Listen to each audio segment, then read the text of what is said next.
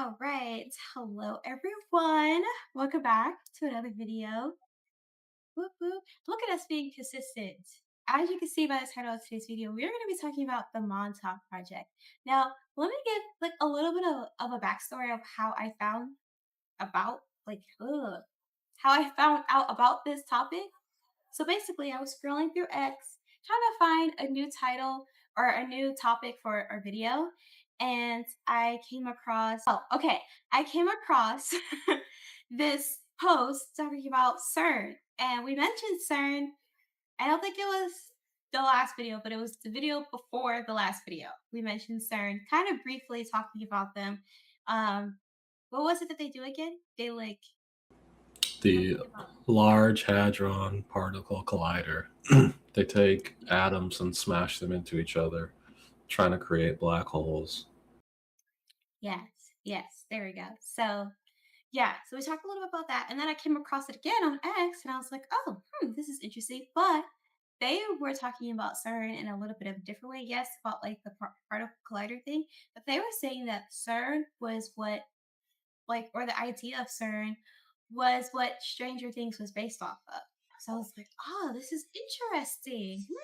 So I scrolled through the comments, and people are like, "Actually, Stranger Things was based on the Montauk Project." I was like, what is the Montauk Project? I've never heard of this before. And everyone in the comments are saying it. So I was like, here we go. Our next video. So I go ahead and start researching about the Montauk Project and get into some really interesting things. So before the Montauk Project, first comes the Philadelphia experiment. And these things relate, okay? If anyone looked into like both of these, you know that these things relate, okay? So first is the Philadelphia experiment. So the Philadelphia experiment is when the ship called the USS Eldridge was involved in like a cloaking type of experiment.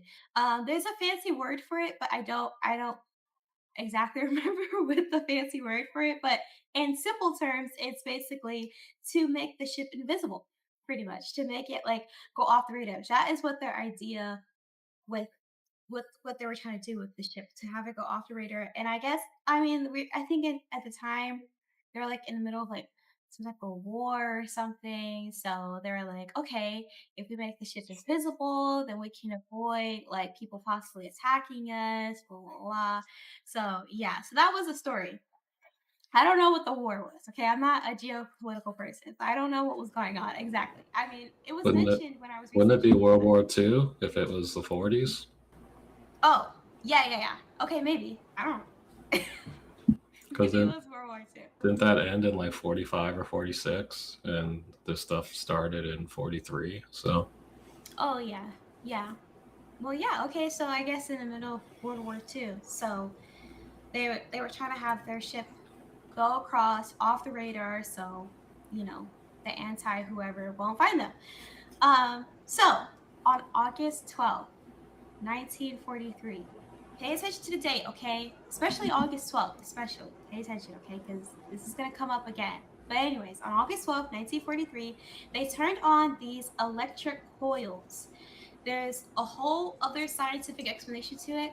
I'm not a scientist, or I don't know. I don't know what type of field who we need to be in to really know what this is, but or how to explain it. So I can't explain it to you. All I know is that it was electric coils. They had to switch it on, and it made the ship disappear. Now, apparently, it might have went into like a portal, a time thing, because it went off the radar for 15 minutes. Okay. Um, and so stick with me. While the ship was disappearing, and while it was like in its transition of disappearing, okay, two guys, they're brothers, they decide to jump off the ship. They're like, we're out of here. We're not going to stay on here because we don't know what the heck is going on. Also, apparently afterwards, um, people got sick that stayed on the ship that didn't jump off. People got sick, and some of them were infused into the ship, like melted into the ship. It was like really, really weird. So super crazy. So I don't know if the guys saw something like that happening and they're like, we're gonna jump off, or maybe they saw something. I don't know what they saw. I don't know what they saw that made them like, no, we're gonna jump off because we don't want to be involved. Anyway, so as they were jumping off, while the ship is transitioning into like this portal dimension thing, the guys jump off and they end up at Montauk, New York in August 1983. So, if you remember, this happened in 1943, the USS Eldridge thing, okay? It happened in 1943.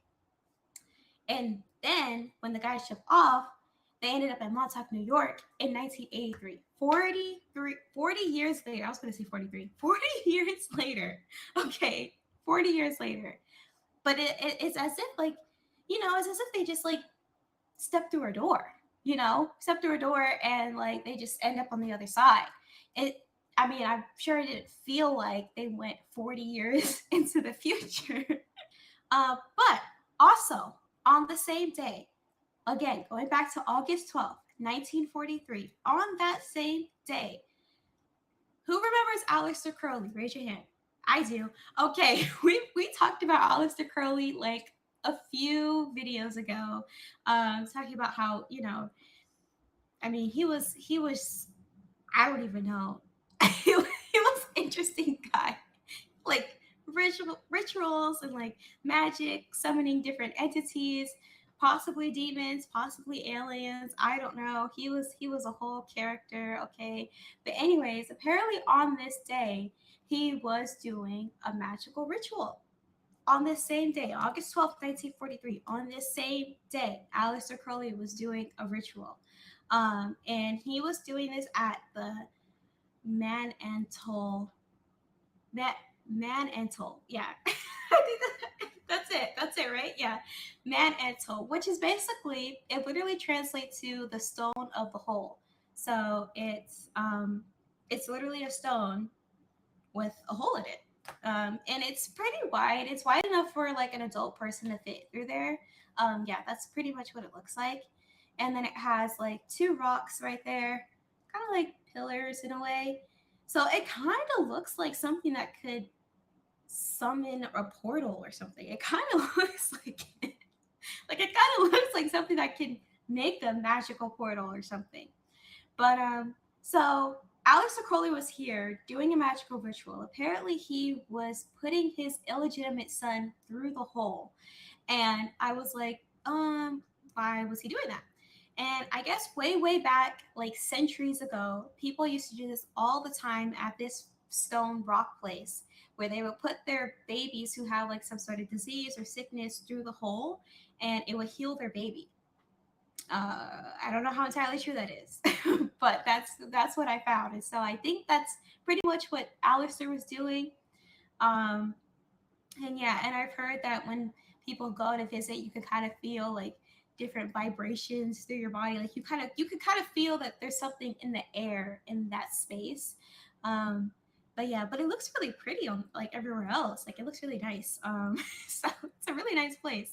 But yeah, so Alistair was literally doing a magical ritual on the same day that the people in Philadelphia were doing the Philadelphia experiment.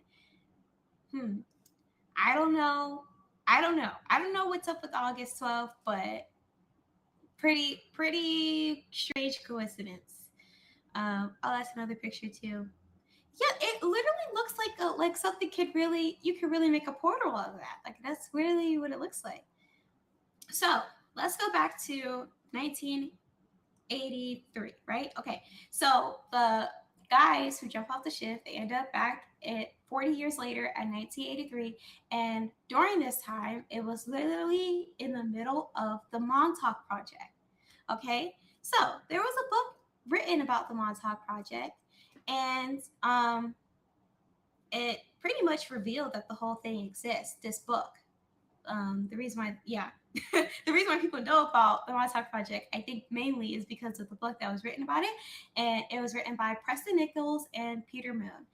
So Peter Moon was apparently a fan of Preston because of his inventions. I don't really know exactly what those inventions are or what he was so impressed with, but he really liked him. He was a huge fan, and so, well, what are those things where people like sit on the stage and like they talk and like people are like around them, but they like have like a conversation. I don't really know what like the event is actually called. I can't think of the word. Convent convention? Convent? Convention, Yeah. symposium. Yeah. Um, there's a newer word that's more common that I'm blanking on that people like to use, but yeah. Hmm. Well, yeah, okay. Well, speaking event or something. So he went to one of his things, and that's how they ended up meeting each other, and then they ended up working together. And Peter Moon helped Preston write the book. So yeah, so that's how they met. Preston was already working with the military, working on like building like radar systems or something, basically to kind of like track when the enemy is coming. Um, he was helping them build those type of systems, the military. Um, and so the Montauk, the place, okay, Montauk is like a place in New York, but like the building that they put in Montauk was one of those radar things, was one of those things. It started off to be something to track when the enemy's coming, but I don't think the radius was that far. Like I think you can only see about 200 miles. um so I don't know.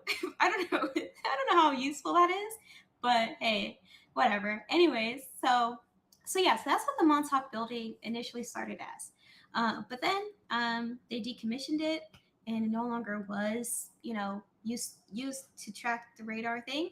But they never demolished the building. Like they just kept it there. They're like, okay, we're just gonna abandon it, pretty much. Well, that's what they said. Okay, they said we're just abandoning the building. Okay, but apparently, Preston claims that there is a 9-story lab that is built underneath Montauk building. Okay, and I actually watched a video. It was from the CW, and it's Sam Tripoli, right? He was the one that went on the show, right? Yep. Yep. Yeah, okay. So Sam Tripoli went on the show along with some redheaded girl. I don't know her name, but she was really pretty, and she's like an investigative research investigator, whatever. Anyway, so they were investigating the Montauk, and they were speaking with a man who said that he had proof that there was something underneath the building, because the girl, she was a little skeptical. She was like, okay, this just seems like an abandoned building, like is there really anything here? And the guy was like, I can prove to you that there definitely is something built underneath it for sure. And he showed like a whole like blueprint scan, something that showed that there was something underneath the building, and it was like a whole layout. And so that's pretty much, their underground laboratory that they had. Okay, and in this lab they were testing MK Ultra, which, if you don't know what MK Ultra is, then why are you living under a rock? First of all, second of all, okay, I guess I'll explain it to you. MK Ultra is like mind control, but like they do it in like different ways, right? Like, Um, um, they do different things to try to break the mind and then reprogram yeah, it, basically. So yes, it could yeah, be audio, visual, it might be headphones, forcing your eyes open, watching things on repetition, the yeah, flashing of images, and then you insert an image, like a different image, into like the slide of images. mm, There's a bunch of different stuff, but yeah. yeah, yeah. Okay, so yeah, so that's pretty much it. So they were doing that there. They were also testing time traveling, the possibility of opening different portals. Yeah, and we'll explain more about how they create these like portals and tunnels and things like that. But that's basically what they were doing here. And actually, we can show the video, the X video, that shows like the pictures of what this looks like. I don't know if these pictures are real, but And then there were also pictures of the CERN machine. oh right, yeah. HPC. Okay, so yes, like I said, that's not CERN. That's Montauk. You can see like they kept the little satellite thing or whatever that is to do the radar stuff. And I think that other picture on the right, That's the that's CERN. CERN, right? This is CERN, yeah. Yeah. So it kind of makes sense that these things relate because CERN is also opening up black holes and stuff like that. So this is like the abandoned building now. It's really creepy looking. I think these pictures are real. I don't know where these pictures exactly came from. I mean, it just seems like, and also there's been a lot of people who kind of like hop the fence to like do more exploring because like it's all fenced off. It just looks like a drawing at the end of it. Some sort Oh, of demon. Looks like a young boy, and it says "Welcome to Montauk," or it could be 11 from Stranger Things, and then that's oh, one of the oh yeah, monsters. that And does then it make says sense. Montauk 1660. Yeah, so yeah, it really does tie into what Stranger Things is. I mean, literally, they were going to name Stranger Things Montauk, but then, when the brothers who were making the show, when they pitched it to Netflix or whatever, it was like a whole, like, okay, maybe we shouldn't call it Montauk. Makes it a little bit too real. Let's call it Stranger Things. And then also, let's not base it in a real place. Let's like create a fictional town and like, But people are saying like if you when you really look into the Montauk Project, it's literally like Stranger Things season one and season two. Maybe they came up with their own ideas for the next seasons. I don't even know how many seasons there are for Stranger Things. I think there's like 5 seasons. I feel like they definitely dragged that show. First of all, the first season was good. I watched the first season, and I also like the second season as well. And I feel like it could have ended there. Like I feel like we did not need the additional seasons. But anyways, that's my personal opinion, so whatever. But yeah, but literally they say it's like literally like just like a straight up copy. Montauk, Stranger Things, literally the exact same. The people that were taken to Montauk were pretty much homeless people and orphans, basically people that you would never think of. And oh my gosh, when we get into the things that they were doing to these people, I mean, it's really crazy. Like, and it's really, really sad. Like, I'm just like, oh my gosh, like, wow, I just can't. It's like hard to believe. Literally, it's like literally hard to believe. But, anyways, so the main reason why they used children also, they didn't just use anyone, I'm pretty sure. I think they had to also pass like some sort of level of IQ. Like you can't be like I don't think you can be like low IQ and like do what they want you to do. So like they did testing on you and all that stuff to make sure you have like the right brain that they want to use. So yeah, so these were all like smarter people, smarter kids that they were using to do these testing on. So basically, the main reason why they wanted to use kids was because they can use like kind of like their energy that they create to do like telekinetic type of abilities. Basically 11. Basically being on 11 type type timing. Like literally they and that's the main reason why they use kids. I mean, when you watch Stranger Things, if you go back and watch the first season, literally a bunch of kids in there, okay? And it also wanted to use their energy to create time travel. This goes back to what I was saying before, where they're creating portals and like trying to go travel to different dimensions. Because also, when they open these portals and open like these different dimensions or whatever, they would send like their government agents or whoever. I'm not exactly sure what kind of government agent, but some sort of government agent through these portals to do further investigating. Like maybe they bring back samples, maybe they take pictures over there. I don't know exactly what they do, but they send them over there to further investigate. So they open the portal, send the agent, they do investigating, they come back, and then they open another portal. And it's just like a repeating thing. But just imagine being a child and constantly having to use basically full capacity, like your full brain capacity every single day and like being like mentally tortured every single day because they literally had to break you down like mentally. They had to break you down. Like they had to get you down to like here and then use that and then grow some more, which was what they did with, like, to for all the special abilities that they were trying to create or whatever. So they had this chair called the Montauk chair, and it basically, people when they talk about it, they say it looks like a dental chair. And um, there were two groups. Okay, there were Montauk boys and there were Montauk girls. And I think Montauk boys, there there's like a group of them who became more well known because they spoke out about like their experience or whatever the case may be. I couldn't really find anything on like Montauk girls. Apparently, there was this one girl who created a blog called Montauk Girl, and she posted about her experience there or whatever. When I tried to find it, I don't know why it was in French. Cannot get it to be in English, so I'm not sure what happened there.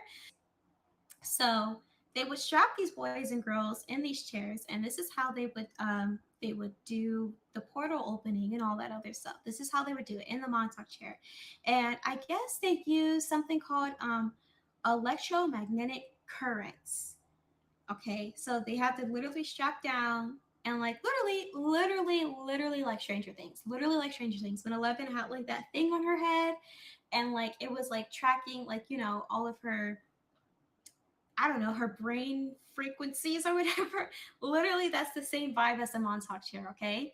And in a way, like when they created these portals and like opening these portals, it's like the machine that they're strapped to kind of like amplifies their thoughts. So they're already like focused so hard on like doing a specific thing, but then the machine kind of like amplifies it a little bit more, and then also produces it to be in the physical as well, not just like mentally, but that's how they open the portals. So this is when things start to get really, really weird, okay? And listener discretion is advised, all right? Because it might be a little bit uncomfortable for you, because I know it was definitely uncomfortable for me when I was researching and hearing about this. But um apparently, while these kids were in these chairs, yes, these are children, okay, below 18. Yeah, a child strapped to a chair. The computer basically also, it has to stimulate. So weird to say about a child. Oh my gosh, it has to stimulate like their sexual sides to them, which is so weird. It's so weird. So yes, these kids had to be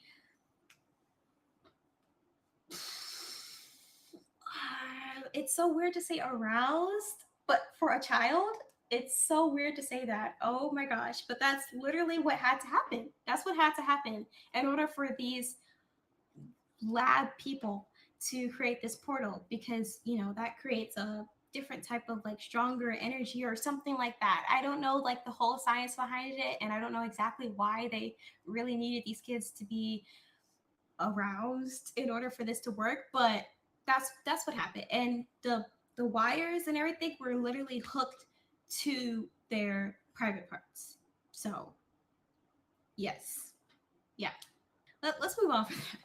Let's move on for that, because that's just a little too much. It's a little too much. Yeah. Anyways, so one day, and we'll get to the day. And if you can already guess the day, then you probably already tripping out right now. If you already know what day I'm going to say. But one day, which is going to be August 12th, 1983, okay? Uh, One of the Montauk boys, his name was Duncan Cameron. He was strapped to the chair, doing basically the usual routine thing of just having to amplify his thoughts to open a portal or whatever the case may be. Um, he ended up creating a portal, but then I think a monster came out of the portal. I don't. It was weird the way that the podcasters described it. I can't tell whether they were saying that he generated a monster from his mind and it manifested into the physical, or if he opened a portal and a monster came out. I don't know. One of those. Either way, there was a monster. Okay, Aren't, and aren't they kind of the same thing? I guess so. I guess so in a way, yeah. I guess it would be the same. But I just didn't know what they were trying to say of how it got there. I didn't know which one they meant, but I guess I don't know. I don't know. I guess they would be the same either way. So yeah. So the monster came out, and people don't know whether it was intentional or unintentional for the boy to create this portal that had this monster. In my opinion, I think it was intentional. I think this boy was sick of these people and wanted to destroy everyone in there and all the machinery. So I think that's what happened. But, we don't know for sure. It could have been unintentional. He probably didn't mean to. Who knows? But, anyways, the monster comes out completely destroyed everything and everyone. Like, literally was just going crazy on everyone. And yeah, I guess, yeah, a demigorgon, yeah, from Stranger Things. Literally, guys, this is literally Stranger Things, like literally, because that's exactly what happened in Stranger Things. They created something, and that brought out a monster, and that is how everything literally ended up happening in Stranger Things. That's literally the full season one, like literally. So, anyways, so yeah, so the monster starts going crazy on everyone, eating people, killing equipment, like everything. They could not control this monster at all. Like they couldn't take it down or anything like that because it was controlled by the boy. Because like they still have the boy, I'm pretty sure, strapped in while this thing is just going crazy on everyone, and he's basically kind of like the energy source for this monster. So pretty much they literally had to destroy all of the electricity, everything that was powering their whole lab. Like they literally had to destroy it completely in order to get the monster to stop. And then once they finally were able to like shut everything down, then the monster just stopped. I don't know if it went away or if it just like collapsed and like died. I don't know. I don't know which one happened, but either way, it just stopped. Um, so yeah, so crazy again, August 12th again. And like I said, this was the same day that, or not the same day, the same year that the two guys that jumped out of the ship from 1943 ended up appearing in front of Montauk in 1983, literally the same year. Literally the same year. And August 12th, 40 years prior, USS Eldridge was going through a portal. And Aleister Crowley, same day, 40 years prior, was doing a magical ritual. I mean, I don't know. There's something in the air when it comes to August 12th. I don't know. There's something about it. Also, this is a little bit off subject, but to continue on talking about how strange August 12th is, apparently there's going to be like a crazy space thing that happens. So apparently on August 12th this year, six planets will align in the sky. There'll be a total solar eclipse, and there'll be a meteor shower. So if you're into like um, astronomy and all that other stuff, there you go. There you go. Now I'm not sure where you'll be able to see all of these. I'm not sure. I'm pretty sure like if you live in a city, obviously you probably won't be able to see like the meteor shower or anything like that. You probably have to like go out like, in the middle of nowhere. I'm pretty sure that's how it works. Usually you have to go out in the middle of nowhere in order to see these things. But yeah, all happening on August 12th. So, hey, I don't know what the deal is with August 12th. I don't know. But anyways, so moving on, fast forward to some years later. This whole Montauk thing, the Montauk monster thing, is what shut down the Montauk Project. So then, sometime later, Preston and Peter end up releasing the book, the Montauk Project. And when that book is released, first of all, this was like in a time before technology really, like before like social media and all that stuff. When they released the book, apparently it sold 100,000 copies when it like released. And this is like before, like I said, before you can like promote your stuff on Instagram. It'd be like, I got a new book.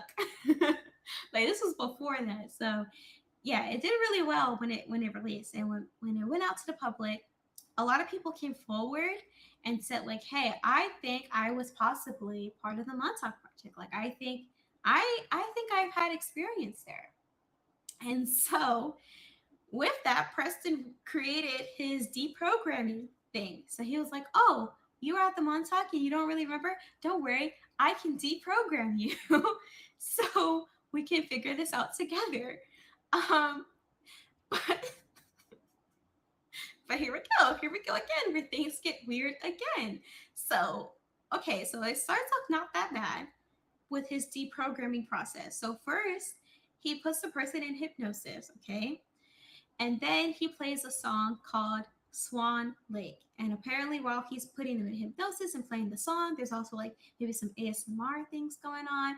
Maybe like, whispering in the ear, a little tap, something, something, something, whatever. Um, so it starts off pretty normal. Um, and then at some point, and I don't know how he selects when he'll start doing this, he undresses the person. Um, and and begins to touch them. Okay, we're trying to keep it light. Okay, I'm trying to keep it PG-13, and all this stuff is like really really weird.